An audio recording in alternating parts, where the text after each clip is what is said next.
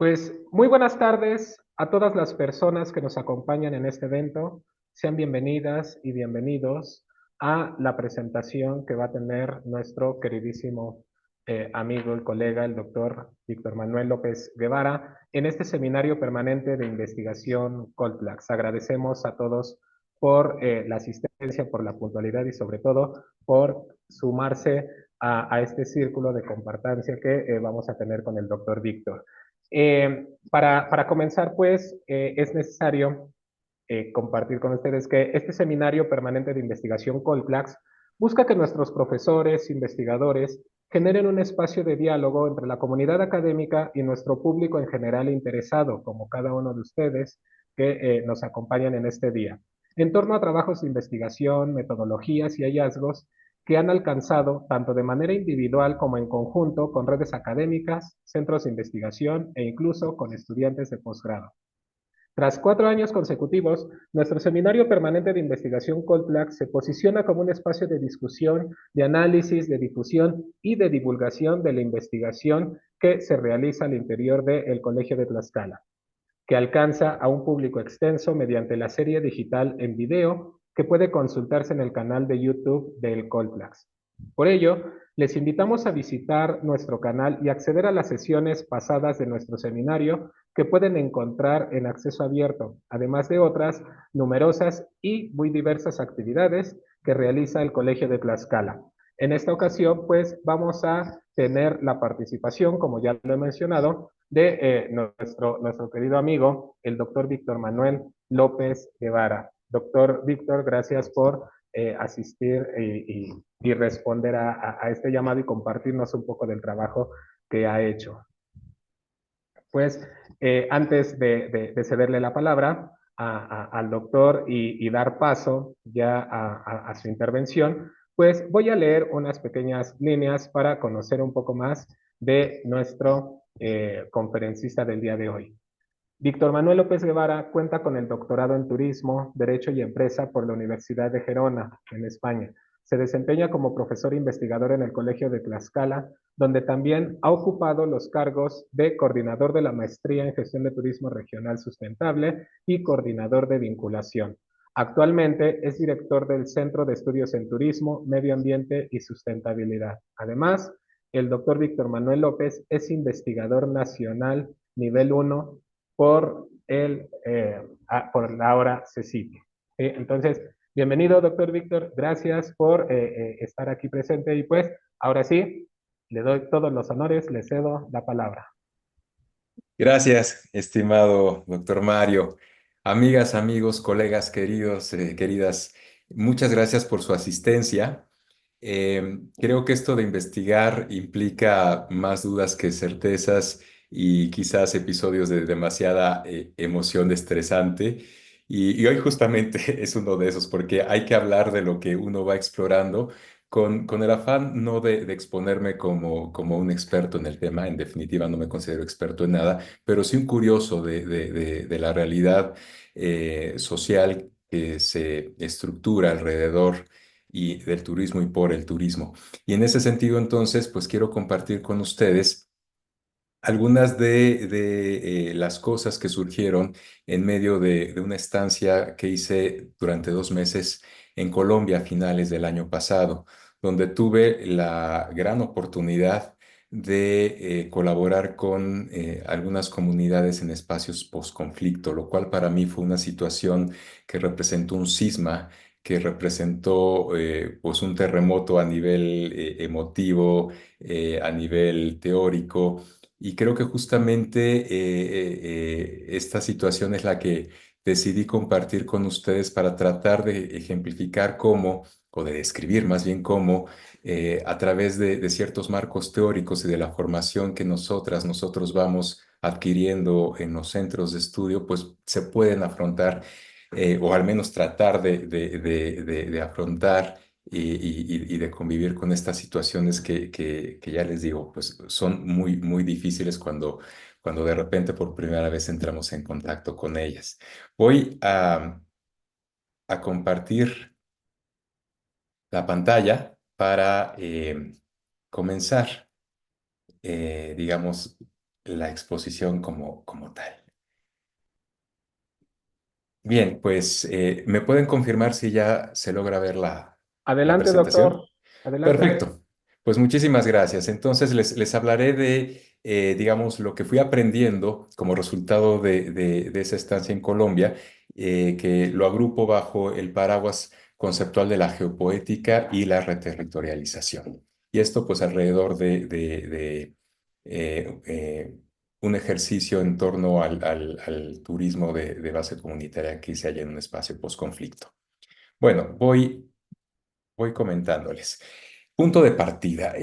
Digamos que a partir, digamos, como de el año 2014, 2015, he tenido la oportunidad de trabajar en torno al turismo alternativo en algunos espacios de base social, a veces en espacios no tan comunitarios, pero he tratado pues de trabajar desde el contacto, el conocimiento con los patrimonios locales y alrededor de ellos me ha interesado mucho los discursos que se articulan para presentar esos patrimonios tanto dentro de la dinámica turística como al interior de las propias colectividades locales. Y esto me interesa porque finalmente los discursos tienen que ver con la formación o el reconocimiento de relaciones sociales que dan pauta a los territorios. ¿Cuántas veces no hemos escuchado a veces que se habla de los bosques desde la lógica local y se ve entonces a esos bosques más que como masas vegetales, como parte integral de la construcción del día a día y de un diálogo entre la naturaleza y los grupos locales? Y eso finalmente tiene que ver con la concepción de los territorios. Entonces, a mí siempre me ha interesado encontrar esos discursos, escucharlos. Y a veces, si se puede, coadyuvar, si me dan la confianza los actores locales, de volver visibles, audibles esos discursos para que los territorios emerjan. Y esto, bueno, lo he hecho en el contexto de trabajos que han tenido que ver con la función de la CDI, con certificaciones nacionales como la 133, con internacionales como Rainforest Alliance, y aquí en Tlaxcala a través de una iniciativa vinculada con un colectivo llamado Travesía, que pues hemos trabajado juntos desde el Colegio de Tlaxcala con varias personas del estado para generar este colectivo. Bien, decirles que en medio de estos cuatro conceptos, pues he ido explorando con el paso del tiempo otros tantos que me han ayudado a ir construyendo lo que más adelante les iré dibujando, ¿no? Alrededor del turismo alternativo, el concepto de la experiencia, pero desde la psicología, es decir, eh, momentos de la vida que son tan intensos a nivel de mensajes que crean significaciones que rompen la forma en la cual vemos la vida. Y eso me di cuenta que pues tendría que estar vinculado al turismo alternativo, en tanto que el turismo alternativo permite reconocer la otredad, y la otredad nos permite conocer nuevas formas de ver la vida, nuevas ontologías, ¿a través de qué? Pues del contacto con los patrimonios, es decir, con estos elementos que tienen que ver con la cultura y la identidad y la forma de vida, los lugares que habitan otras personas. Esto nos lleva a otro concepto muy de la mano, que es la memoria biocultural, que tiene que ver con pues esta relación entre el entorno y las personas como como un binomio estrechamente vinculado. Si conocemos la memoria biocultural, podemos ingresar, digamos, a las arenas de la interculturalidad, que es un concepto vinculado también al turismo alternativo. Y cuando a través de la interculturalidad entendemos al otro, ampliamos nuestras perspectivas de vida, podemos arribar a una cultura de paz que básicamente opera a través de lo que algunos teóricos llaman los nudos de la memoria, de forma tal que estos discursos vinculados al patrimonio nos permiten reconocer que los paisajes que estamos visitando, es decir, esos territorios en los que estamos interactuando o estamos visitando más bien, están conectados históricamente, generando lo que daría pauta a la geopoética, que es lo que les voy a explicar, digamos, a estas narrativas que a veces son atemporales o son transversales y que dan significación al territorio, a los paisajes que vemos y nos permiten ampliar pues nuestras epistemologías. cómo nos situamos frente al mundo, a la realidad, y esto a través del viaje turístico. En fin, lo que quiero decirles es que a partir de estos temas que me han interesado tanto, se han ido adosando una serie de conceptos así como mueganitos, como conglomerados que me han permitido ir construyendo lo que les voy a platicar a continuación. Bueno, y lo que les voy a platicar se ubica en una zona bien distinta a las zonas en las que yo usualmente trabajo, que es una zona post-conflicto en Colombia, donde el gobierno está tratando de implementar una iniciativa que se llama Destinos de Paz. ¿Vale? Bueno, pues a partir de este viaje teórico, más bien conceptual que les he dibujado en torno a mi labor, les quiero compartir lo que será el contenido de esta charla. Primero quiero hablarles de los relatos, las personas y las transformaciones desde mi perspectiva muy personal, porque creo que la investigación y la acción que nosotros hacemos, la incidencia que hacemos a través de la investigación, pues casi siempre surgen no de las discusiones teóricas, sino de aspectos muy subjetivos que nos llenan de emoción y de intención. Entonces, quiero hablarles de cómo veo yo los relatos y cómo los relatos pueden transformar realidades según mi propia experiencia de vida. A partir de ello, ya les presentaré algunos elementos conceptuales que tienen que ver con esta charla, el discurso, la geopoética y el territorio en torno a esto que nos interesa, que es el turismo. Después de eso les hablaré de lo que ocurrió en Colombia y les platicaré de algunas cosas a manera de cierre para invitar, si es que te interesa o les interesa a ustedes esto de la geopoética, que la sigan explorando y juntos podamos hacer quizás trabajo más adelante. Bien, entonces comenzamos con la primera parte, los relatos, personas y transformaciones. Nos remontamos al año 1998. Aquel individuo que ven en el extremo izquierdo soy yo cuando tenía 23 años y estoy en el Valle del Mezquital. Estaba terminando la carrera de geografía en la UNAM y fui a hacer mi servicio social. El Valle del Mezquital, como ustedes saben, se ubica en el estado de Hidalgo y es una de las zonas más rezagadas en todo México. Ahí tuve la fortuna de trabajar con infancias, facilitando un taller que se llamaba Desarrollo de la Inteligencia a través del arte. Y este taller, que deriva de la acción del Museo de Chicago, tiene por finalidad que las infancias, niñas y niños, comiencen a desarrollar habilidades de comunicación eh, intersubjetiva para que superen algunos momentos del habla caracterizados por pásame la de esa, ¿cuál de esa? La que está en el DC, ¿no? Los niños cuando son muy pequeñitos hablan de forma muy subjetiva. Entonces, a través de este curso taller, se busca fortalecer una comunicación universal para que se puedan transferir ideas y comunicar las niñas y los niños entre sí. ¿Cómo funciona este curso? Tengo problemas con la presentación. A ver, ya. Miren, les platico. En aquel sitio, que era una biblioteca, se proyectaban imágenes como esta que pueden ver aquí, y entonces las niñas y los niños comenzaban a armar historias. Y las historias comenzaban, por ejemplo, de la siguiente manera. Eh, Ella va a vender sus flores en el mercado. Y le preguntaba yo a la persona que ha dicho eso, ¿y por qué crees que va a vender las flores en el mercado? Bueno, pues porque las está amarrando, y se ve que es de noche, a lo mejor es de madrugada, apenas habrá cantado el gallo y está amarrándolas para llevárselas al mercado. Entonces, obviamente estoy acelerando un poco el proceso. Las niñas y los niños hablaban de manera, digamos, muy subjetiva y luego no se entendía lo que querían decir. Y yo les iba haciendo preguntas para que fueran justificando las ideas. Y cuando llegábamos a historias como estas, los niños pues se cuestionaban si había, digamos, un fundamento para esta historia y decían, no, pues sí se ve que es de noche porque no se ve que haya luz y si está amarrando con quizás un mecatito o un mismo tallo de otra flor. Está amarrando las flores, sí, para cargarlas, seguro que se las va a llevar. Entonces, historias que no eran explicadas de forma justificada, no eran aceptadas como parte de un cuento, de una narración que se iba construyendo colectivamente. Ajá. A veces decía, no, pues no es una señora grande, eso es una niña, ha de ser la hija de la señora que cultivó las flores.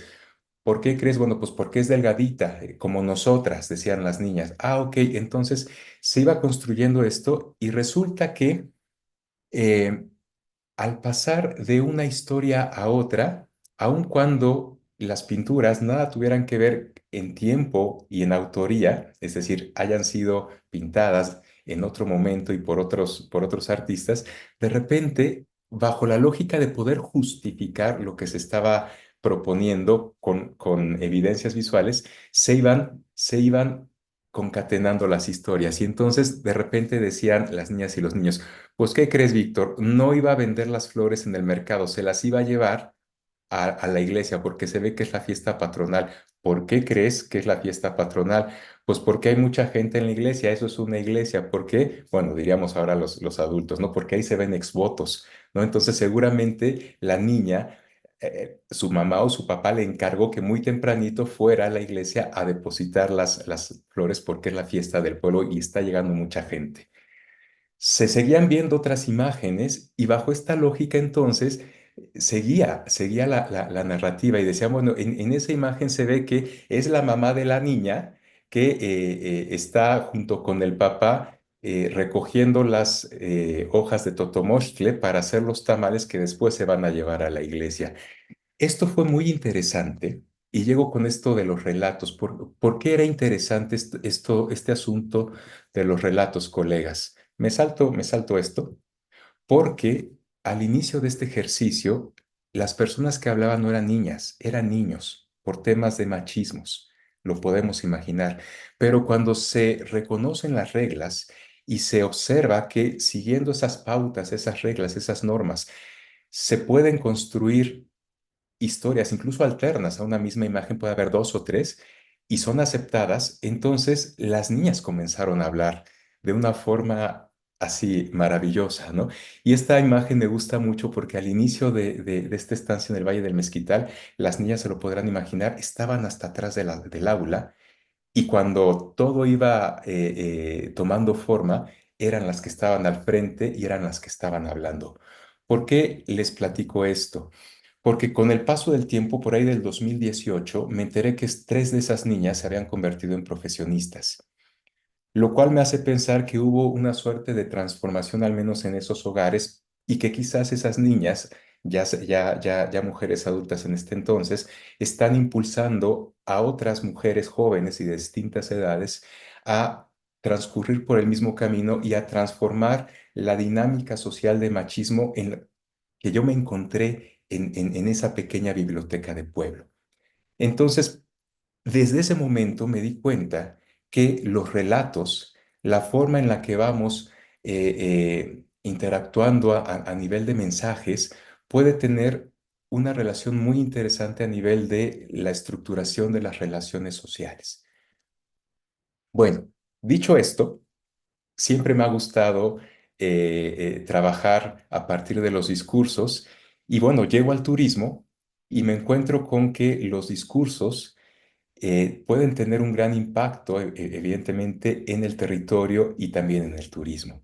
Entonces, para ejemplificar esto, quiero mostrarles, ya digamos en esta segunda parte de la exposición a nivel, digamos, conceptual, que cada vez que nosotros vemos un mapa, por ejemplo, un mapa turístico, ahí vemos un discurso, vemos una narrativa. Cuando yo llego a vivir a Tlaxcala, me encuentro con este mapa turístico. No sé si se alcance a ver con claridad, perdón, la imagen no es muy nítida, pero en la simbología de este mapa turístico hay muchos elementos que hablan de Tlaxcala como ese espacio de las haciendas, ese espacio taurino, donde hay ranchos cinegéticos, y yo me pregunto si esos espacios deberían tener mayor visibilidad que otros que están vinculados a actores sociales que no son ni hacendados, ni son dueños de ranchos cinegéticos, ni son dueños de hatos ganaderos.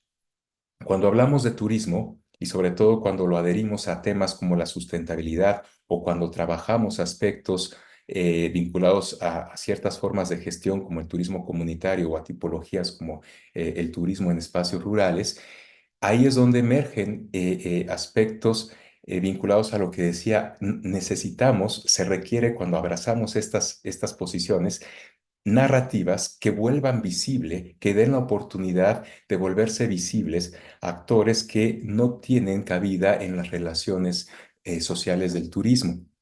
Entonces, cuando aquí en el colegio de Tlaxcala nos damos cuenta que sí, aparte de las haciendas, aparte de los hatos ganaderos y de ranchos cinegéticos y de zonas arqueológicas, hay otros espacios en donde podrían generarse dinámicas de interculturalidad, de viaje alterno. Decimos, bueno, ¿y por qué no trabajamos eso?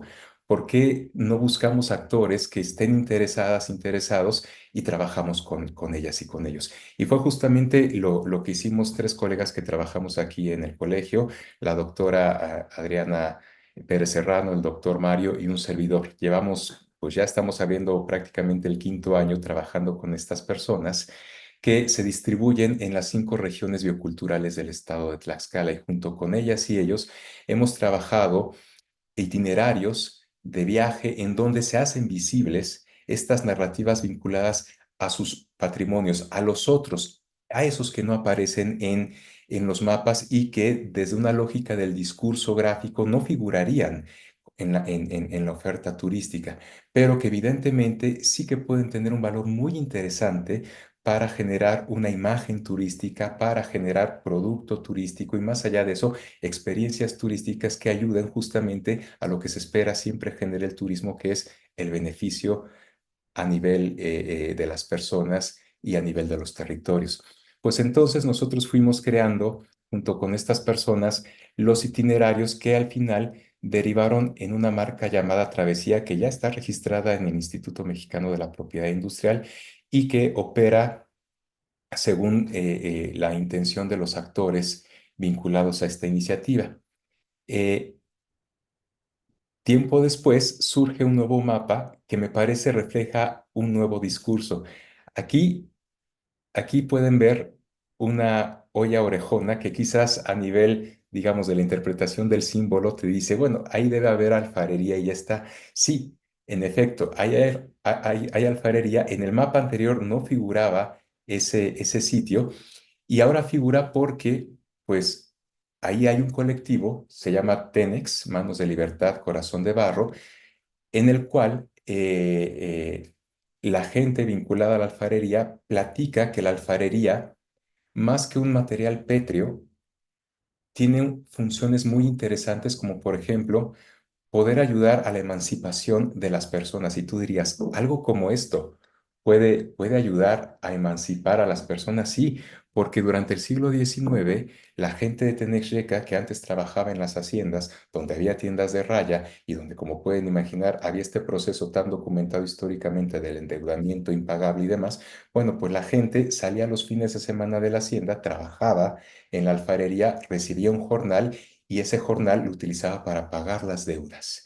Y en ese recorrido que se ha ido trabajando con Tenexeca, después de decir esto, también se platica que actualmente hay otras tiendas de raya, ya no las de las haciendas, sino que hay otras tiendas de raya que te venden muy caro lo que no debería ser tan caro, como por ejemplo el agua. Coca-Cola, Nestlé, PepsiCo y demás empresas tienen básicamente esa función. Nos están vendiendo muy caro algo que tendría que ser, al menos en términos constitucionales, pues gratuito, ¿no? Porque nos pertenece a todas y a todos los mexicanos. Y más aún, el agua es un recurso de libre acceso para la humanidad, se supone, pero nos lo están vendiendo. Y entonces, en ese recorrido, la idea es que la gente pueda construir filtros de barro para tomar el agua de la llave y darle un uso doméstico para ya no depender tanto de esas tiendas del agua globales y liberarse de la misma forma que se liberaron aquellos primeros alfareros durante el siglo XIX. Pues estas son las narrativas que están tratando de poblar este nuevo territorio turístico llamado Tlaxcala. Y es lo que felizmente nos hemos dado cuenta puede llamar la atención de muchas personas, no solo de turistas, también de instituciones. En esta imagen pueden ver cómo la antigua secretaria de Turismo de Tlaxcala, que ahora es la secretaria federal, pues conoció la experiencia y le fue dando apoyo. En fin, creo que a lo que me quiero referir es que ensayar nuevas narrativas puede ser interesante en todos los sentidos y benéfico para muchos actores del sistema turístico. Y por esa razón, cuando los mapas van cambiando y se van metiendo nuevas simbologías, para nosotros es un gran triunfo en el sentido de que eso es evidencia de que hay nuevas narrativas construyendo los espacios turísticos. Bueno, ¿y qué tiene que ver la geopoética con esto? Pues es un concepto relativamente nuevo. Me parece que lo que trabajamos tiene que ver mucho con la geopoética, pero comencemos por decir qué es la poesía. Según Lorde, que era una activista, una académica afrodescendiente, feminista, parte de la comunidad de LGBTI y pues muy crítica, ella decía que la poesía es lo que necesitamos para soñar, para mover nuestros espíritus más profundamente y directamente hacia y a través, perdón, ahí escribí mal, a través de la promesa. Y justamente me parece que, por ejemplo, en el caso de Teneshkak, la promesa es tratar de emancipar al ser humano en todos los sentidos, respecto al agua y también respecto a otros mecanismos que finalmente nos tienen como constreñidos en el mercado. Dicho esto, pues la geopoética que es, digamos, esto entre la geografía y la poesía, según White del 92, dice que es la relación entre la creación literaria y el espacio geográfico. Básicamente es la forma en la que se describe o se percibe el espacio geográfico para construir la noción del territorio que nos inspira, de ese territorio que queremos. Algunos enfoques de la geopoética plantean aproximaciones distintas. Por ejemplo, existe la de los lugares literarios, que es cuando nosotros agarramos una novela que nos encanta, que se desarrolla en la ciudad de Texcoco, por ejemplo, y vamos ahí, ¿no? Leyendo los capítulos y vamos viendo, ay, sí, mira, el Zócalo, y estamos reproduciendo ese espacio donde se lleva a cabo una historia que nos inspira, pero también existen otros enfoques como el de literatura y territorio como espacio simbólico. Los migrantes, por ejemplo, cuando van cruzando la frontera norte, le dan a ese territorio cierta significación, espacio de esperanza, cruzar al otro lado, pero también de peligro por la violencia y el riesgo que implica desde cruzar el río hasta encontrarte con cárteles o encontrarte con la migra, etcétera. Y existe también el enfoque de la ecocrítica, que básicamente describe la forma en la cual nosotros como seres humanos nos vinculamos con el entorno. ¿Vale? Y todo esto buscando pues que la palabra nos inspire a la reflexión, al entendimiento de los territorios que habitamos o de los territorios que queremos formar. En el caso de Tenexecac, de estos alfareros, me parece que lo que hemos trabajado tiene que ver con esos espacios simbólicos porque a ellos les interesaba o les llamaba la atención que Tenex fuera visto no como un lugar productor de alfarería, sino como un lugar donde se gestó la libertad a través de la alfarería para inspirar otras libertades. Y entonces podríamos decir que en efecto, aunque fue un ejercicio vinculado a la interpretación del patrimonio, que tiene que ver con estas narrativas que dicen las personas locales a los visitantes respecto al patrimonio local, bueno, pues tiene que ver también con esto con geopoética, ¿no? Con este deseo de emanciparnos a través de lo que nos rodea, ¿no? De buscar otras historias. Más recientemente, Hawkins plantea que la geopoética tiene que ver con este ejercicio poético como inspiracional para crear mundos posibles, esos mundos que queremos. Por lo tanto, las palabras se convierten en fuerza imaginativa para la co-constitución de personas y de espacios. Cuando yo me enteré de esto, me pareció que, evidentemente, como pasó en el Valle del Mezquital con la transformación de las relaciones de género, la geopoética, es decir, estas narrativas de viaje, si las sabemos articular según los sentipensares, los deseos, las necesidades de la gente y los objetivos que tenemos para el turismo que estamos conceptualizando, bueno, pues las palabras pueden ser un elemento, una vía espectacular para realmente arribar a ese turismo alternativo, a esos turismos otros que tanto discutimos en la literatura científica. ¿Vale? Y bueno, dicho esto, entonces, ahora quiero platicarles de cómo conceptualizar, al menos para esta ponencia, el territorio, ese territorio vinculado a la geopoética. Bueno, hay muchas formas de conceptualizar el territorio, ¿no? Hay posturas críticas que plantean que es, pues, un ámbito social construido a partir de la interacción de las relaciones sociales y de poder, ¿no? Es más o menos la definición de Harvey. Hay otras de orden postestructuralista que son muy complejas, ¿no? Pero hay otras de orden un poquito más cultural, como la de Ramírez y López, que plantean que el territorio es una síntesis, es en síntesis, perdón, un sistema complejo, envolvente y aglutinante que integra en una sola entidad, por una parte, a los actores y sus representaciones culturales y simbólicas, es decir, nosotros con la cultura, la identidad y la carga simbólica asociada a todo eso, y por otro lado, al espacio material que los actores usan y organizan mediante múltiples estrategias sociales, productivas e institucionales. ¿Vale? De facto, pues el territorio es esa construcción social que deriva de la interacción de estos dos elementos. Entonces, a partir de las relaciones, se va construyendo el territorio, pero cuando se rompen estas dinámicas, cuando se meten nuevos actores, cuando surge algo importante que modifica las relaciones o que modifica los aspectos físicos que están en ese espacio, puede haber procesos de desterritorialización que, según Ramírez y López, indican que se refiere al debilitamiento de los vínculos económicos, culturales, simbólicos entre un grupo social y su espacio. Y también, de la misma forma que puede haber procesos de desterritorialización, los autores referidos indican que puede haber procesos de reterritorialización que aluden al intento de recomponer y recuperar el territorio que se desterritorializó. Vale, parece un poco trabalenguas. Pero aquí tendría que agregar que no solo eso, los procesos de reterritorialización también implican crear otros territorios diferentes a partir de la dinámica previa. Y me parece que justo cuando nosotros hacemos este tipo de ejercicio interpretativo del patrimonio, creando o trabajando desde la geopoética, podemos generar procesos de reterritorialización cuando, por ejemplo, se dice se recuperan ciertos aspectos que se han ido perdiendo a partir de la modernidad o se revalorizan o se vuelven a significar en un contexto nuevo para darles el valor que quizás tenían antes o un valor un tanto parecido.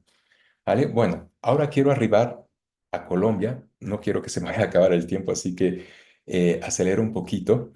Les comento, llego a Colombia con todos estos elementos conceptuales, con esta idea de que me gusta trabajar con las narrativas, con los patrimonios, ver qué se puede compartir con los turistas a partir de los deseos y del trabajo de la gente local.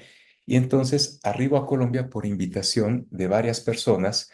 Dos de ellas me decían, vivimos en un lugar posconflicto, ubicado al suroeste de Colombia. Creemos que el turismo puede ayudar a cohesionar a la población que está muy fragmentada por temas del conflicto armado, por temas de conflicto de drogas.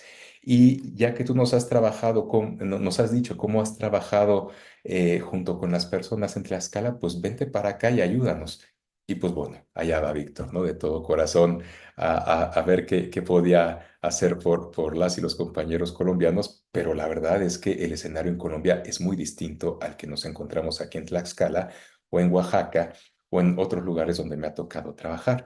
Y les comento, bueno, en el caso de Colombia, tras las varias décadas que el conflicto armado ha generado impactos y muchas secuelas en la población, bueno, pues el actual gobierno está buscando reconfigurar el tejido social, reestructurarlo, volver a generar esta urdimbre para generar una cultura de paz, una práctica de paz y dejar las memorias del conflicto en el pasado y tratar de comenzar nuevamente, ¿no? Y surge entonces, bajo esta lógica, desde el Viceministerio de Comercio, Industria y Turismo, la iniciativa eh, de destinos de paz, que ahí tiene la definición. Es un sello que ayuda a la construcción de una cultura de paz, impulsa las economías regionales, promueve el consumo local como práctica responsable y sostenible en el turismo y dignifica la memoria histórica de Colombia.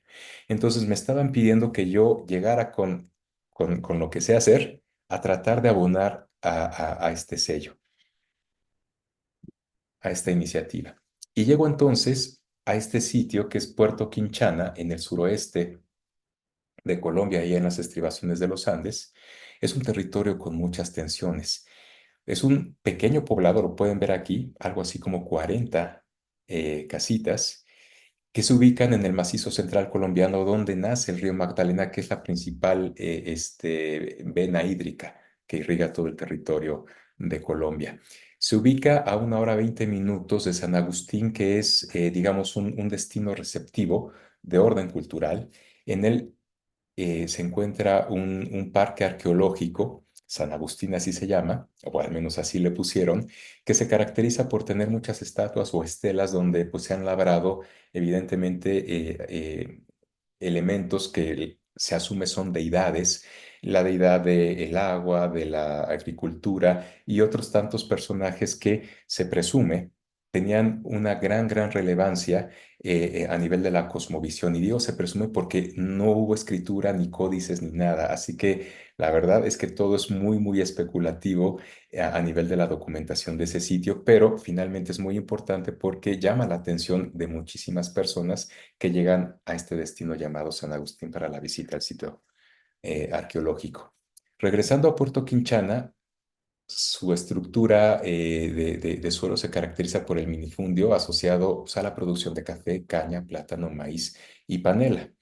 Es una antigua zona productora de amapola y se podrán imaginar entonces que había muchos conflictos armados. Evidentemente, la gente, como sucede en cualquier zona productora de drogas, pues al final había dinero, había armas, había alcohol y me platicaban que pues había muchos conflictos y muertes dentro de la comunidad, ¿no? Asesinatos. Y eso entonces fragmentó completamente el carácter comunitario de esta localidad. También, bueno, y esto habita en la memoria de las personas. También habita en la memoria de las personas, pues todo lo que tiene que ver con el conflicto armado. Han llegado, después de la firma de paz de algunas facciones de las FARC, han regresado a Puerto Quinchana algunas personas que se les llama desmovilizadas, que es decir, son las y los guerrilleros que dejan las armas, se vuelven excombatientes, se les llama desmovilizados y regresan a esta comunidad y a otras tantas de Colombia, pero las personas no les reciben bien. ¿Por qué? Porque finalmente para financiar la guerrilla, nosotros sabemos, todos sabemos que las FARC cobraban las llamadas vacunas, que no era otra cosa más que el derecho de piso, secuestraba, robaba, etcétera, ¿no? Para financiar sus intereses. Y evidentemente, aun cuando muchas personas fueron secuestradas de niñas o de niños e integradas a las FARC para reproducir el movimiento, pues bueno, eso no tiene, digamos, mucha cabida en el imaginario porque se les considera desmovilizados y gente que eventualmente mató a otras personas y eso pues también termina fragmentando el tejido social. Por eso es importante esta iniciativa del gobierno colombiano. Hay en esta comunidad o en esta localidad hay muchas iniciativas, algunas de orden ambiental, otras de orden cultural. Cuando yo llegué ahí me sorprendió que en este lugar tan pequeñito había algo así como 10 organizaciones, unas asociadas al cuidado del agua, del río Magdalena, otras al cuidado del águila real de montaña, que es la tercera especie de ave rapaz más grande en América Latina. Yo dije, wow, aquí debe haber un tejido organizacional y cooperativo tremendo, mucho capital social, vamos a poder hacer algo maravilloso. Y no, lo que sucede es todo lo opuesto. Me di cuenta, según mi percepción, lo que me iban platicando las personas es que estaba tan fragmentada la población que lo que hacían era, para bajar recursos, hacer sus propias organizaciones muy fragmentadas y bajar recursos asociados a ciertos intereses. ¿Vale? Y finalmente, en medio de todo ese escenario, las personas que me llevaron, las personas de la comunidad que me llevaron, me dijeron, pues ayúdanos a construir algo para que estas memorias del conflicto se vayan desdibujando. Y bueno, entonces comienzo a trabajar con ellos, pero con ciertas limitaciones. Pedían que trabajáramos un itinerario de turismo alternativo basado en el patrimonio local, pero no había registros de la historia, sobre todo de esa historia sanagustiniana, y había tensiones internas. ¿Cómo trabajar en medio de ese escenario? Entonces, lo que traté de hacer fue tratar de encontrar esas narrativas eh, que se perdieron por el conflicto y que ya no se repitieron en los últimos años para que la gente encontrara como ese hilo conductor en torno a sí mismos y al territorio. Y bueno, después de hacer algunos ejercicios según las técnicas que yo manejaba y que no funcionaban, un día caminando con estas personas en las riberas del río Magdalena, tuve así como una iluminación y dije, ay, miren el paisaje que tenemos enfrente, que es lo que ustedes están viendo a la izquierda. Y después les puse una fotografía que tomé de un como biombo interpretativo de una esquematización que tomé, le tomé foto en el Parque Arqueológico de San Agustín. Esto que están viendo a la derecha es lo que creen los arqueólogos era el paisaje de San Agustín 10 siglos atrás. Y entonces se los puse cara a cara a las personas con las que estaba interactuando, colaborando, y les dije, ¿qué diferencia ven de ese paisaje a este otro? Y me dijeron, pues nada. Solo que pues, aquí no están las estatuas, aunque de facto sí hay algunas por ahí en algunos recintos, ¿no? Y les dije, en efecto, o sea, pareciera que Puerto Quinchana está encapsulado en el tiempo. Y les pregunté señalando a esta imagen de esta ave rapaz, ¿creen que esta ave rapaz sigue estando aquí? Y entonces alguien me dijo, pues sí, tenemos el águila real de montaña que la cuida tal agrupación, tal asociación.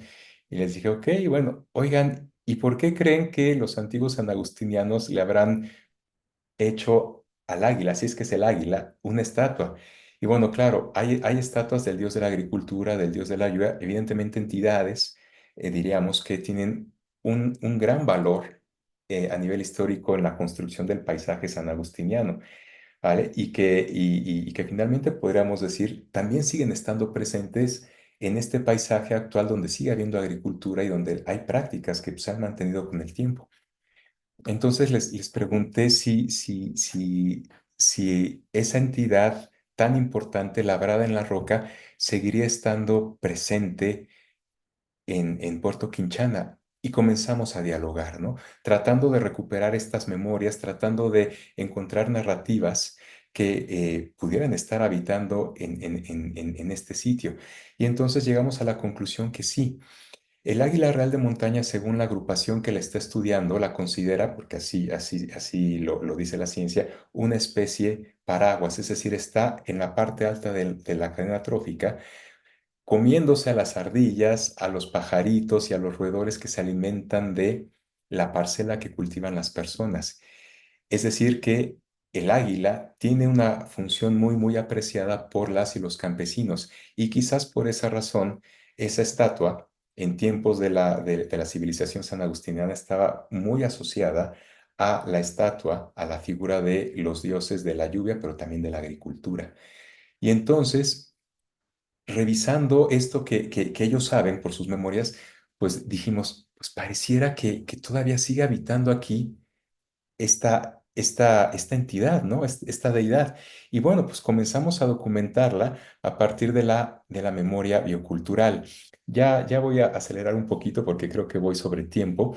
El punto es que identificamos qué aspectos de cosmovisión en torno al águila real de montaña podrían asociar las personas, ¿no? Según lo que les platicaban sus abuelas, sus abuelos, qué conocimientos tienen, es decir, qué corpus y qué aspectos de praxis se pueden identificar en torno a el águila y a su función en el ecosistema dicho con los términos actuales.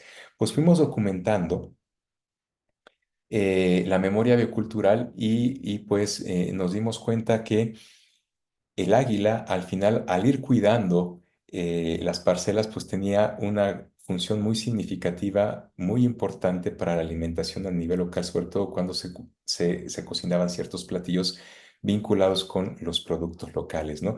Y que quizás en un sentido un poco poético, esa comida era el resultado de una influencia divina, entendiendo que ese águila pues es una deidad sanagustiniana, bajo la cosmovisión sanagustiniana, pues bueno, que las sopitas de papa y de algunas otras, de arveja y incluso los plátanos machos que se cocinan por ahí, los patacones y demás, pues eran el resultado de ese interés por la deidad, de esas bendiciones que daba el águila. Y justamente dijeron, esto es lo que queremos compartir con las personas, que vivimos en un espacio como encapsulado, felizmente, en la historia, donde aun cuando somos católicos, todavía hay la presencia de esa deidad prehispánica, ¿no? Y coexistimos con ella, solo es cuestión como de abrir el corazón y la perspectiva. Pues bueno, fuimos creando entonces un itinerario a través pues de mapas participativos, íbamos documentando, íbamos viendo qué había en las parcelas de cada persona y cómo se podía ir armando esa narrativa. Y al final, el recorrido, solo les presento los objetivos. Quedó más o menos así. El recorrido sería Tierra de Deidades Vivas, o bueno, es un nombre preparatorio, o sea, todavía no es el definitivo. Y planteamos tres objetivos para ese recorrido. Un objetivo cognitivo. ¿Qué queríamos que las personas, los visitantes que llegaran desde San Agustín, encontraran en ese recorrido? Bueno, queríamos que el turista identifique al águila real de montaña como una especie sombrilla de gran valor ecológico, tanto en el pasado como en el presente. A nivel emotivo, o sea, ese conocimiento, ¿qué emoción tendría que generar? Bueno, pues había que generar la idea de entre los turistas de que el águila real de montaña es una deidad viva, prehispánica, ajá, representada a través de esa especie, pero que ahí está presente, ¿no? Ajá. Y a nivel actitudinal, ¿qué buscaríamos? Que en medio de esa emoción, el visitante se comprometiera a seguir manteniendo viva esa especie, esa deidad, no solo porque ser ecológico es bonito, sino porque hay significaciones interesantes, ¿no? O sea, estoy en un espacio donde hay una deidad, o sea, como decir Huitzilopochtli, ¿no? O Tlaloc, o sea, aquí está vivo y estoy comiendo lo que me está dando esta deidad. Pues bueno, se generó entonces un itinerario donde se fueron distribuyendo algunas ideas centrales, sin llegar a gran detalle, no alcanzó el tiempo para trabajar eso del detalle, pero ya se tenía, digamos, la idea de esta geopoética como un territorio con esta significación, con este simbolismo, ¿no? Eh, Después dijimos, ok, suena muy bonito, pero ¿tendrá cabida en el mercado? Y fuimos entonces impulsados por este deseo de poesía, de generar un turismo cargado de emoción y de estas memorias, no las de la guerra, sino las previas, con esta intención de cuestionar a la población. Fuimos a San Agustín, ese destino que les digo es receptivo en términos culturales, por la oferta cultural que tiene. Bueno, pues fuimos a los principales ecolots y les fuimos preguntando a los gerentes y a las gerentes qué opinaban de esta narrativa, este planteamiento de geopoética, de discurso. Y la gente nos dijo, caramba, esto está espectacular y es lo que está pidiendo la gente. Eso es lo que están viendo del lado izquierdo. Ahí estamos platicando con el gerente del principal Ecolodge en San Agustín. Hermoso, carísimo, puro mercado extranjero. Después nos fuimos al parque arqueológico y ahí pudimos platicar con guías oficiales, los que serían los 08 y los 09 aquí en México. Y nos decían, oigan, esto está espectacular porque nosotros lo único que podemos decir son las dimensiones de las piedras, lo que están representando, pero más allá de eso no tenemos una narrativa. Es muy, muy descriptivo lo que hacemos y bueno, vamos paseando con las personas que escuchen la fauna, que perciban la flora y vamos presentándoles las estelas, estas rocas labradas y les explicamos lo que está documentado y ya, pero no hacemos esta narrativa en donde proyectamos o conectamos el pasado con el presente. Al final, bueno, pues eh, me cuentan, o sea, cuando yo ya estaba de vuelta, ya estoy por terminar, cuando yo ya estaba de vuelta en México, me platicaron las personas que me habían llevado que algunas organizaciones que no quisieron participar en este ejercicio que les estoy describiendo, al final dijeron, oigan, pues parece que sí es interesante porque si se hace el recorrido, se puede administrar quizás el dinero del turismo y dar una parte para la protección como tal, en términos de especie, del águila, porque eso finalmente, el monitoreo, la alimentación cuando es época de sequía y no hay presas, bueno, pues hay que alimentar a la especie, ¿no? Para que no se pierda. Y también se puede obtener apoyo o financiamiento para temas de la Escuela del Agua, que es una iniciativa que tiene una de las organizaciones. Y entonces, felizmente nos dimos cuenta que al rescatar o al construir una memoria del pasado vinculada a este elemento del pasado prehispánico originario del sitio, se podía superar el conflicto que fue, digamos, auspiciado por las FARC y por el narcotráfico, y que, como les decía, me parece, al menos a mí, se refleja en la presencia de tantas organizaciones que trabajan en lo individual, en lo particular. Y entonces cuando me di cuenta de eso dije, oye, pues qué bonito, qué gratificante, porque pareciera que con esta narrativa se puede ir arribando a un proceso de reterritorialización de Puerto Quinchana, ya no como un espacio tan fragmentado, quizás como un espacio en donde puede comenzarse a tejer un territorio común a partir de la memoria. Pues a manera de cierre. eh, Decirles que al menos en el contexto del Colegio de Tlaxcala, donde trabajamos pues, temas regionales, sabemos que en los años 70 la crítica a los modelos espacialistas, estos cuantitativos que veían el espacio euclidiano como algo plano, mesurable y demás, pues en los años 70 sabemos que fue criticado este enfoque porque los ejercicios de planeación pues no siempre evitaban o corregían las necesidades que pretendían atender. Y surge entonces el concepto de territorio como una unidad de análisis útil para determinadas realidades o problemáticas. En el caso de Puerto Quinchana, creo que el tema del conflicto nos permite utilizar el territorio como una unidad para explorar la realidad y para tratar de coadyuvar en su gestión desde la perspectiva de las personas locales. Y junto a a este concepto, pues van adosados otros, como la geopoética, que nos pueden auxiliar justamente a tratar de atender las necesidades que detectamos según las voces de los actores locales. Y creo que lo que hemos ensayado, porque esto es inicial apenas en Puerto Quinchana, sí que va conectado como con o da indicios de una conexión con la geopoética, entendido como esa poesía que trata de construir nuevos mundos, mundos de paz.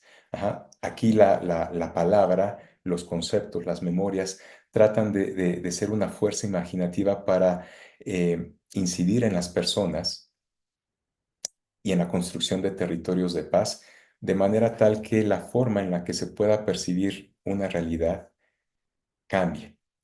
Eh, les puedo asegurar que el ejercicio me costó mucho trabajo, parece simple. Ay, observa pues históricamente qué es lo que hay ahí, pero dimensionar todo lo que trabajamos para mí fue un reto tremendo porque yo nunca había trabajado con personas que habían estado en conflicto. ver, ver miradas con ese antecedente de la guerra, la necesidad de tratar de construir espacios de paz porque me miran feo, me la tienen jurada, yo quiero permanecer aquí para que mis hijas, mis hijos puedan vivir conmigo y, no y yo no me vaya o por el miedo a que me asesinen. O sea, estos elementos de contexto son emotivamente muy fuertes cuando uno está trabajando en lugares como este sitio, pero felizmente me parece que es con lo que estaba tratando de arrancar esta charla, podemos tener como personas que nos formamos en centros de investigación de posgrado, en universidades o en centros de investigación y posgrado, podemos tener estos elementos a nuestro favor para tratar de construir junto con las personas eh, dinámicas relacionales que permitan atender las necesidades que tienen. Les dejo entonces, bueno, aquí las fuentes que fui citando y mis datos de contacto.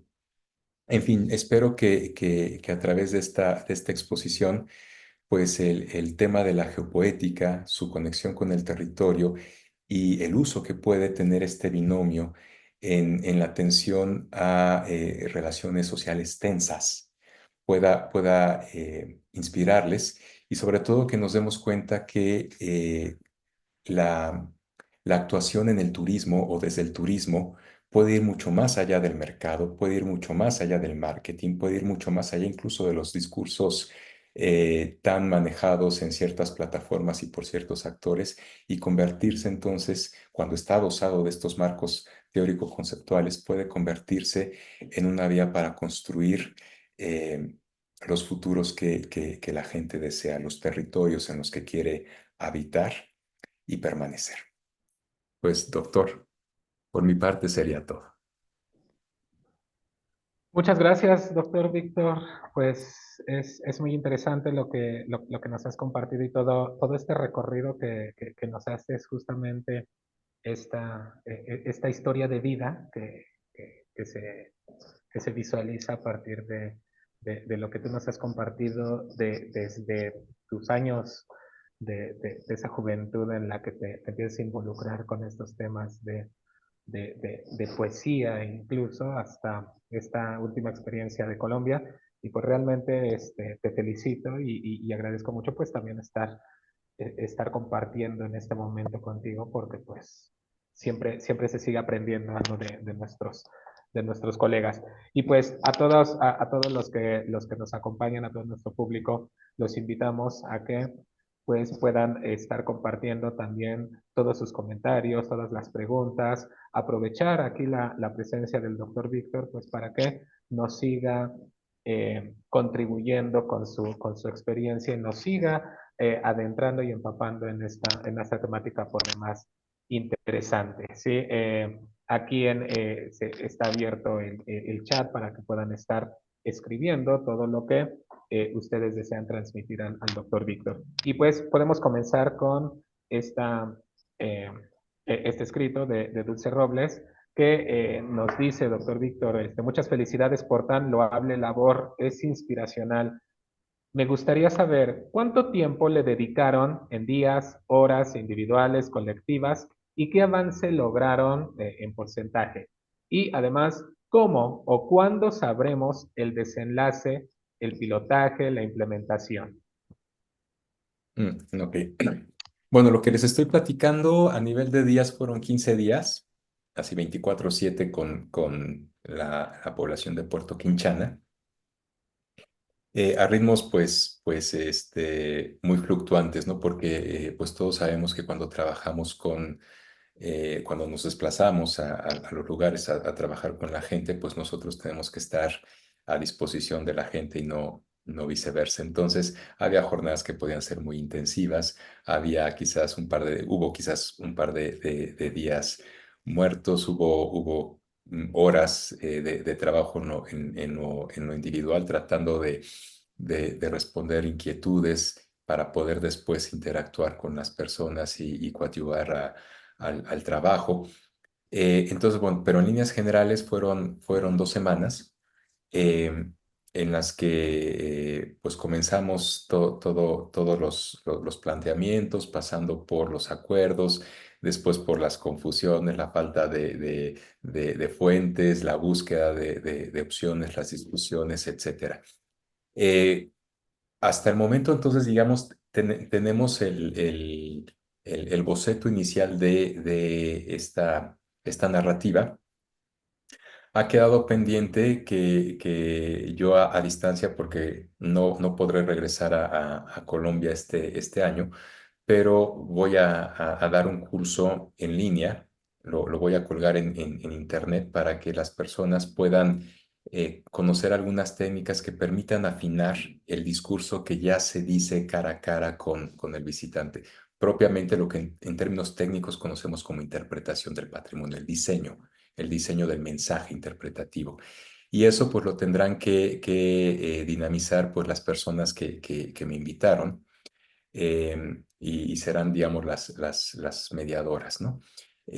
Hasta donde sé, bueno, ya después de afinar el discurso, pues se harán fam trips. Este viaje que les comenté hicimos para divulgar, dar a conocer el esfuerzo que se estaba haciendo ahí en Puerto Quinchana cuando fuimos a San Agustín, derivó en la intención de gerentes y de guías de hacer fam trips y comentaban, bueno, pues cuando tengan el guión ya súper preparado, el minuto a minuto ya todo súper bien, pues díganos y hacemos fan trips, ¿no?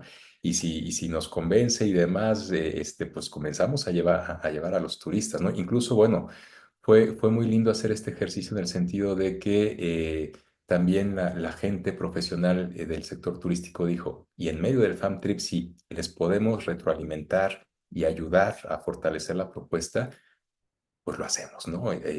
Fueron ofreciendo, digamos, recursos para coadyuvar en la iniciativa. Entonces, bueno, ¿cuánto tiempo más veremos el desenlace? Bah, no lo puedo asegurar, pero ya quisiera yo estar por allá para estar pegado con la gente, pero a la distancia es un poco difícil, así que hay externalidades que yo no puedo controlar, pero yo espero en este mes ya tener el curso en línea para que ellas y ellos puedan mirar esas técnicas y comenzar a trabajar los guiones, y pues ya les iré diciendo sobre el desenlace, espero a final de año. Muy bien, muchas gracias, doctor Víctor. Y pues justo yo me quedo también con varias ideas así muy generales y una es justo lo que comentas, ¿no? Que cómo estas narrativas que nos presenta la gente desde sus propios territorios, a partir de sus historias de vida, cuentan realidades, ¿sí? Cuentan realidades de su pasado, de sus vivencias, pero a Ujú. la vez tienen la posibilidad de crear otras realidades, ¿no? Nuevas realidades, y eso es lo que se visibiliza acá en Colombia, ¿no? A partir de la realidad que ellos han atravesado y se ha hecho parte de su vida, ¿sí? Cómo se está transformando para crear estas nuevas realidades, ¿no? Y eso también me llevaba justo a aquellas épocas de mis estudios de licenciatura allá en la UAMX, en donde se hablaba de este discurso también, ¿no? De cómo el turismo era visto, incluso en el siglo pasado, como un vehículo para la paz, ¿no? Y cómo transita de ser considerado un vehículo para la paz ahora a una estrategia de crecimiento principalmente económico, ¿no? Y justo con estas metodologías, con estos modelos que tú nos traes, se regresa a esa fase inicial o a ese estado inicial que era lo que reflejaba el Ujú. turismo, ¿no? Entonces, pues sí, quisiéramos también conocer el desenlace y qué es lo que ha aportado también esta experiencia que has tenido en Colombia y cómo también se ha reflejado y ha contribuido aquí en Tlaxcala, en tus actuales estudios, en tus actuales investigaciones, que estoy seguro que también han traído una parte de Colombia aquí al quehacer que realizas aquí en Tlaxcala y en México, ¿no? Conecto, si Sí, me permites decir lo siguiente, creo que si en algún momento se perdió esta conexión de la práctica turística con la paz, llámese cultura de paz o como tú quieras denominarlo. Y digo que se perdió porque pareciera que en cuanto a la guianza turística, se entendió que mientras más información diera el guía, mucho mejor, porque el guía sería más erudito.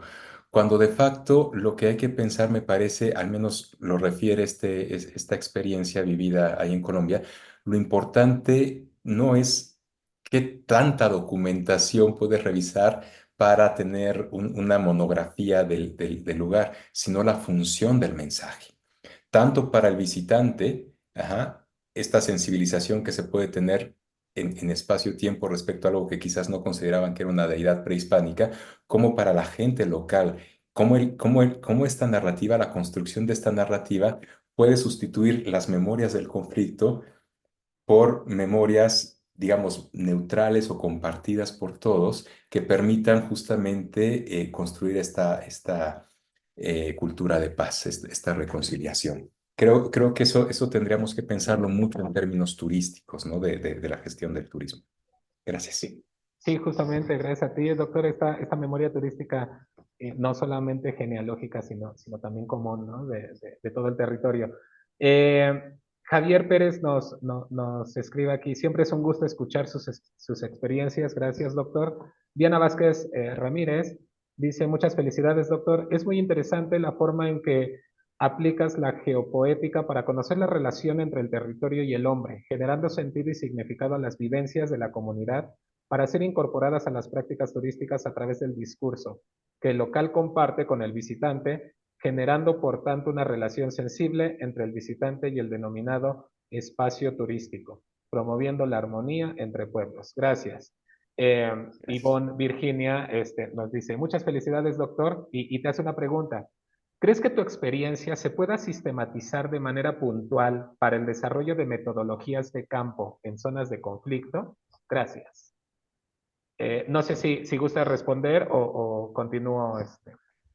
Ay, bueno, pues yo esperaría que sí, aunque ciertamente, como le decía en un comentario muy en corto, pero que ya voy a publicar aquí, se lo decía en corto a la misma doctora Ivonne, digamos que trabajar ahí para mí fue una experiencia muy fuerte en términos emotivos y tardé un rato en bajar otra vez a la objetividad. Yo creo que en definitiva, cuando trabajamos con el concepto de la memoria, ahora ya lo puedo decir, digamos, ya a la distancia, ya con el corazón no tan palpitante.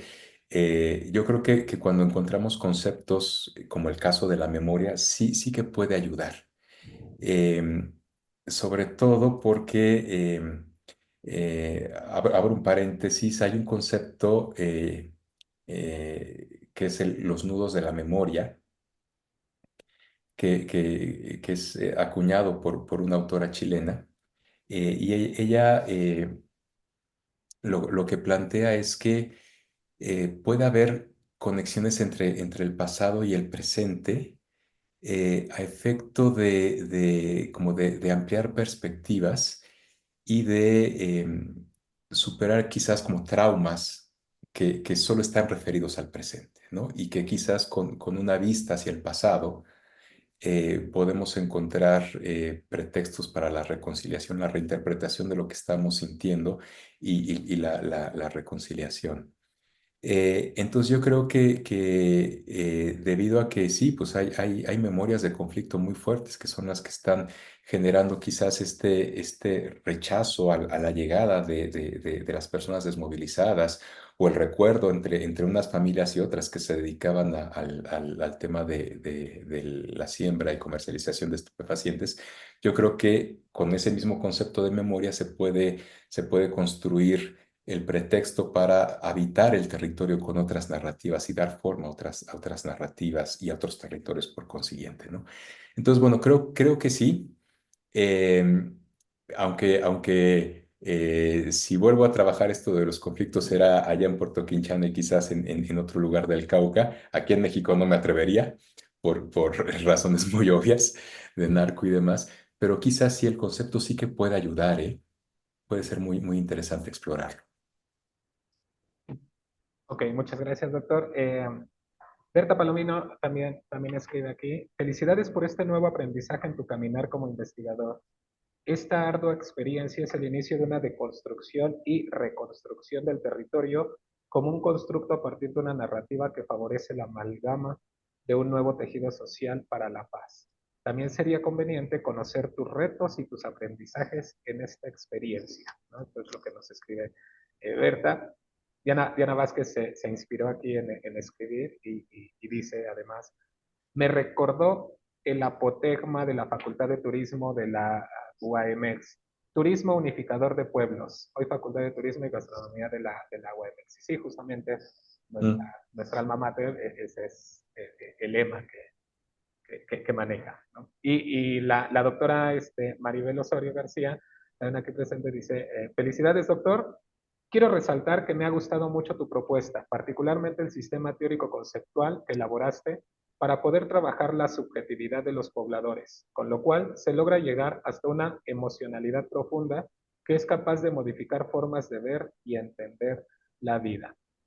Y finalmente, Areli Jocelyn nos dice, buenas tardes, primeramente felicitarlo por su ponencia, es un tema muy interesante. Tengo dos preguntas. ¿Qué grado de complejidad tuvo en el momento de seleccionar lo que debía demostrarse al turismo y lo que no en su lugar de estudio?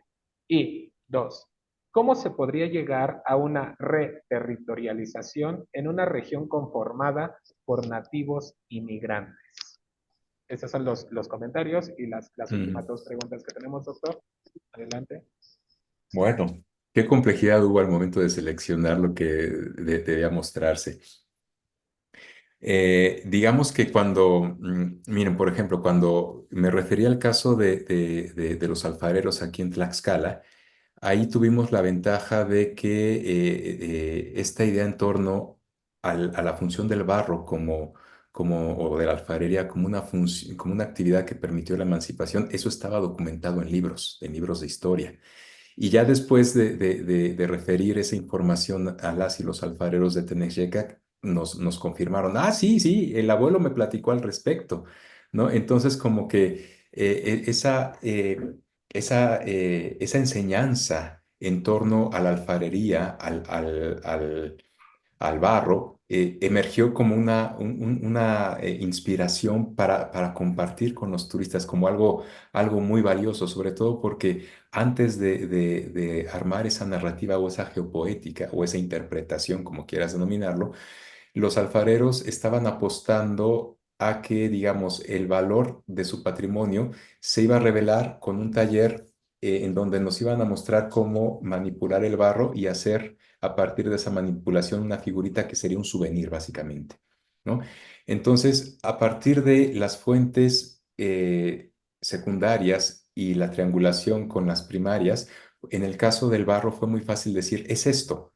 O sea, porque era una memoria ya perdida o una historia pues muerta, pero la idea fue reactivarla, ¿vale? Y conectarla con el presente a partir de estos conceptos transversales como las tiendas de raya, ¿no?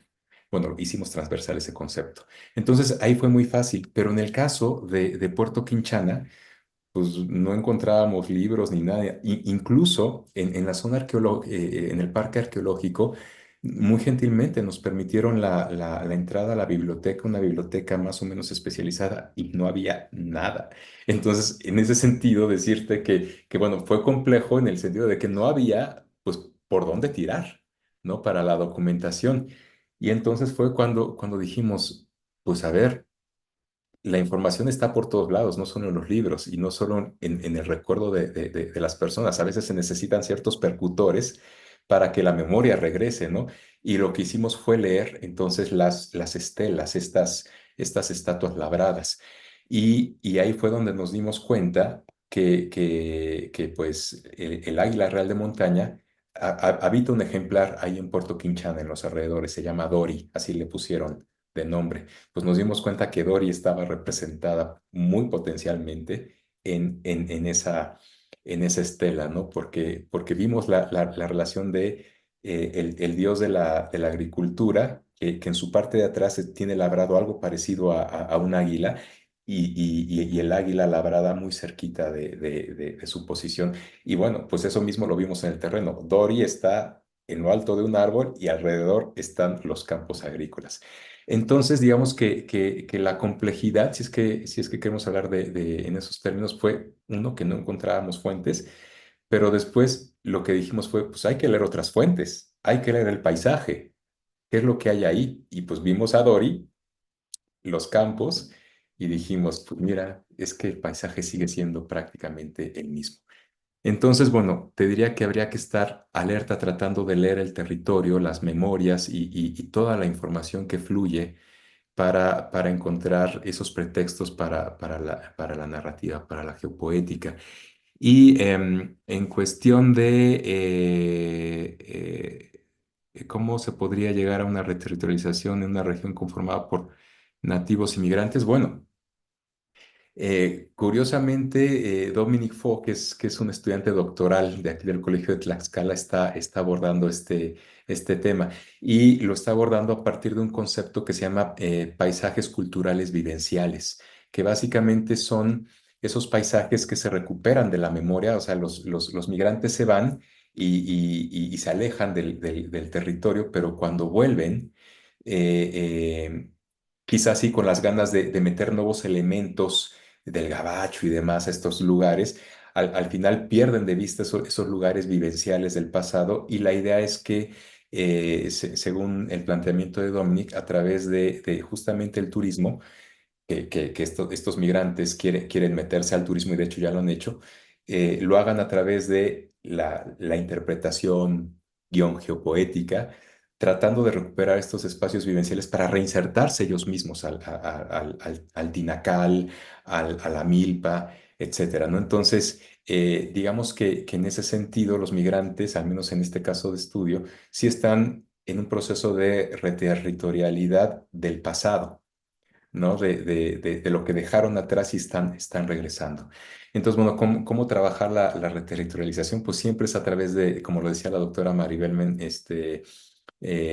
Osorio, pues a través de cuerpos teóricos que te permitan ir explorando la realidad.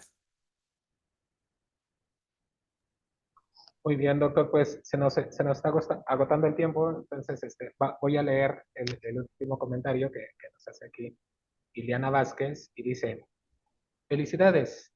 Tu trabajo aporta mucho y me hace conectar con muchas cosas. Yo iba a comentar que tuve la oportunidad de visitar El Salvador, zonas post-conflicto, la guerra salvadoreña, y sí, intentaban construir narrativas que abonaran a recorridos turísticos sobre áreas reconstruidas. Hay mucho que trabajar en cuanto a esos contextos de violencia. Y además, como se ha señalado, los recursos metodológicos son muy interesantes. Sí, este es el comentario de Diana Vázquez y pues yo agregaría a este comentario que también no necesitamos alejarnos mucho, ¿no? No necesitamos irnos a otros espacios, a otros territorios, porque aquí mismo, en nuestros propios territorios, hay mucho trabajo por hacer y estos modelos metodológicos como el que presenta el doctor Víctor Manuel López son fundamentales para reorientar justamente hacia dónde queremos conducir la actividad turística, justo o lejos de la parte utilitaria o la parte económica y llevarla justamente a estas nuevas realidades. ¿Sí? Y pues, no sé, doctor Víctor, si quiera cerrar con un último comentario. No, pues al final muchas gracias por la invitación. Creo que el seminario siempre es un pretexto para revisitar estas experiencias de investigación y tratarles de dar orden para meterlas a la discusión e ir avanzando en ejercicios de una comprensión más profunda, no desde la unidisciplina, ya tratando quizás de arribar a la multi o a la interdisciplina en el mejor de los casos. Y bueno, quizás la invitación será que nosotros, pues revisemos la forma en la que concebimos al turismo, revisemos los marcos teórico-conceptuales que empleamos para analizar y gestionar esto que nos encanta, para poder identificar realmente la relevancia que puede tener el turismo más allá de lo puramente económico. Pues gracias por la invitación y la mejor de mis intenciones es que esto despierte interés, sea semilla, sea simiente de los caminos que ustedes desarrollen y si en algo puedo coadyuvar a la resolución de inquietudes, pues bueno, tienen ya mis datos de contacto y pues nos vemos por aquí en el colegio. Claro que sí, doctor. Pues listo. Entonces, pues a nombre de nuestros organizadores de este seminario permanente de investigación COTLAX, de nuestros compañeros de sistemas que también hacen esta labor para llevar estos círculos de discusión y de intercambio a todo nuestro público, a todos nuestros compañeros y sobre todo al Colegio de Tlaxcala, pues a nombre de todos agradecemos su asistencia, agradecemos que nos hayan acompañado en esta sesión. Y no nos despedimos sin antes invitarlos a que visiten el canal de YouTube del Colegio de Tlaxcala, aparece como, en YouTube como Colplax, para que puedan seguir las transmisiones de este seminario permanente de investigación y puedan seguir otras actividades que se realizan aquí al interior del Colegio de Tlaxcala. Recuerden, mi nombre es María Alberto Enríquez Martínez. Agradezco a todas y a todos los que nos acompañan y hasta la siguiente transmisión. Adiós. Chau, Gracias, buena chau. tarde. Gracias, hasta luego. Gracias a ustedes. Chao.